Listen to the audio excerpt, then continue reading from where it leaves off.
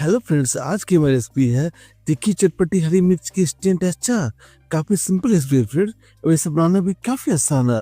तो इस रेसिपी को जरूर ट्राई कीजिएगा। तो चलिए फ्रेंड्स, आज की मजेदार रेसिपी शुरू करते हैं। तो अदरक लहसुन और हरी मिर्च का अचार बनाकर मैंने यहाँ पर लिया है 250 ग्राम अदरक। अदरक इस सीजन में काफी सस्ती मिलती है फ्रेंड्स, इसलिए इस सीजन में अचार बनाए तो सालों भर इसका इस्तेमाल कर सकते हैं। साथ ही यहाँ पर लेंगे हम 250 ग्राम लहसुन। लहसुन भी एकदम अच्छी क्वालिटी में लेंगे। 100 ग्राम हरी मिर्च मैंने लिया है, और यहाँ पर अदरक लहसुन सेम क्वांटिटी में लेनी है। और साथ ही इसमें जाएगा 500 ग्राम सुरंग। सुरंग से इस अचार का फ्लेवर काफी बढ़िया आता है। इस अचार में सुरंग ऐड करना बिल्कुल ऑप्शनल फ्रेंड्स, पर सुरंग ऐड करने से अचार को फंगस और बैक्टीरिया से बचाती है एवं अचार के स्वाद एवं गुणवत्ता को बढ़ाती है। साथ ही एक प्रिजर्वेटिव की तरह काम करती है एवं अचार को खराब होने से बचाती है। अब सबसे पहले अदरक के छिलके को निकाल लेंगे। तो अदरक के छिलके निकालना भी काफी आसान है फ्रेंड्स, बस नाइफ से हल्का का प्रेस करके अदरक के सारे छिलके को निकाल लेंगे। इसी तरह से हरी मिर्च के साथ डंठल को निकाल लेंगे ताकि अचार हमारा सालों साल चले। एवं सुरंग को भी छोटे पीसेस में कट कर लेंगे ताकि सुरंग को ग्राइंड करने में आसानी हो। वैसे आप सुरंग को चॉपर से भी चॉप कर सकते हैं, पर सुरंग एकदम दानेदार टेक्सचर में आ जाना चाहिए। और अचार में सुरंग ऐड करने से अचार का फ्लेवर भी काफी बढ़िया आता है। तो सारे सुरंग को मिक्सर जार में डाल देंगे, वो ग्राइंड करके दरदरा पेस्ट तैयार कर लेंगे। और अचार के लिए हमें दरदरा टेक्सचर का ही पेस्ट चाहिए। ये देखिए फिर और को हमने कितना बढ़िया से ग्राइंड कर लिया। अब चलिए फिर सुरंग का एक्स्ट्रा पानी निकाल लिया जाए। तो सारे सुरंग को कपड़े के ऊपर फैला देंगे एवं कपड़े को नीचे रखकर सुरंग का सारा पानी निकाल लेंगे ताकि अचार हमारा खराब ना हो। तो ये देखिए फ्रेंड्स, सुरंग से कितना सारा पानी रिलीज हुआ। तो सारे सुरंग को एक प्लेट में फैला देंगे और रूम टेम्परेचर पर फैन के नीचे 1 घंटे के लिए रख देंगे ताकि सुरंग हमारा थोड़ा सा ड्राई हो जाए। तो ठीक इसके बाद लहसुन को भी चॉपर में डाल देंगे, वैसे लहसुन को फाइन चॉप कर लेंगे। और ठीक इसी तरह से अदरक को भी चॉपर में डाल देंगे और सारे अदरक को एकदम बारीक फाइन चॉप कर लेंगे। तो हरी मिर्च को इस तरह से चॉप कर लेंगे। हरी मिर्च की क्वांटिटी आप कम या ज्यादा ले सकते हैं, बट इस क्वांटिटी में तो परफेक्ट है। तो हरी मिर्च हमारी बढ़िया से चॉप हो गई है। इसको बाद सारे सुरंग को एक बाउल में डाल देंगे ताकि अचार हमारा तैयार कर लिया जाए। साथ ही इसमें बारीक कटे हुए लहसुन, बारीक कटे हुए अदरक, बारीक कटे हुए हरी मिर्च भी डाल देंगे।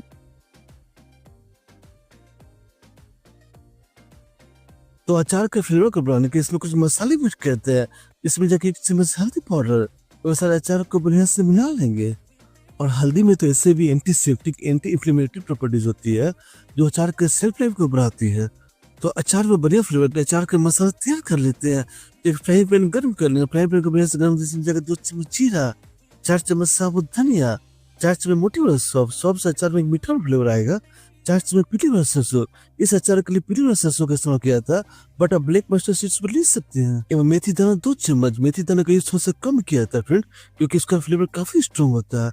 1 चम्मच गोल मिर्च। इन सारे मसालों को लो फ्लेम पर 2 से 3 मिनट तक, जब तक मसालों से एरोमेटिक फ्लेवर रिलीज न हो जाए, बढ़िया से भून लेंगे। मसालों को गर्म करने से क्या होगा फ्रेंड्स, इनका एसेंस रिलीज होना शुरू हो जाएगा और मसालों का फ्लेवर भी एक्टिवेट हो जाएगा। तो सारे मसाले एकदम बढ़िया से भून गए हैं। इन्हें फ्राइंग पैन से निकाल कर ठंडा कर लेते हैं, क्योंकि फ्राइंग पैन तो काफी देर तक गर्म रहती है ना।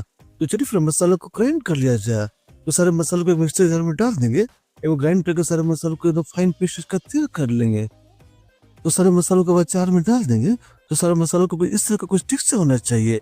साथ ही इसमें 4 से 5 चम्मच नमक डाल देंगे, क्योंकि अचार को जल्दी पकाने में हेल्प करेगी और अचार में प्रिजर्वेटिव की तरह भी काम करेगी और अचार आपका लंबे समय तक चलेगा। साथ ही इसमें जाएगा 1 चम्मच जीरा पाउडर, 1 चम्मच आमचूर पाउडर। इससे एकदम खट्टा हुआ चटकीला फ्लेवर आएगा अचार में।